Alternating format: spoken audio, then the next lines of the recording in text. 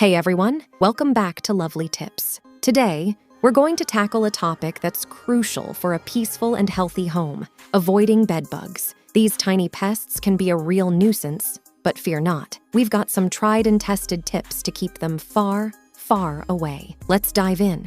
Before we get into prevention, let's take a closer look at our adversary. Bedbugs are small, reddish-brown insects that feed on the blood of humans and animals. They're notorious for causing discomfort and sometimes even health issues. Bedbugs are about the size of an apple seed, with flat, oval bodies. They're most active at night and can be found in the seams of mattresses, in cracks and crevices around the bed, and even behind wallpaper. One common way bedbugs hitch a ride into homes is through secondhand furniture.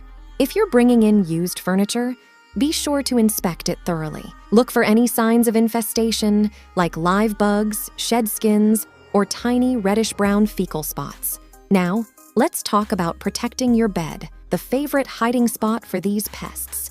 Invest in high-quality, zippered bedbug covers for both your mattress and box spring.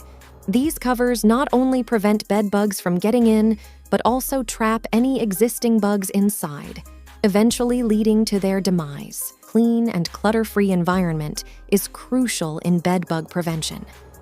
Vacuum your home regularly, paying special attention to seams, folds, and crevices. Remember to empty the vacuum bag or canister in an outdoor trash bin to avoid any potential reinfestations. Another effective way to tackle bedbugs is through heat treatment. Wash and dry your bedding, curtains, and any washable fabrics on high heat. Bedbugs can't survive temperatures above 120 degrees or 49 degrees. So this is a great way to ensure they're eliminated. And there you have it, our comprehensive guide on how to avoid bedbugs in your home.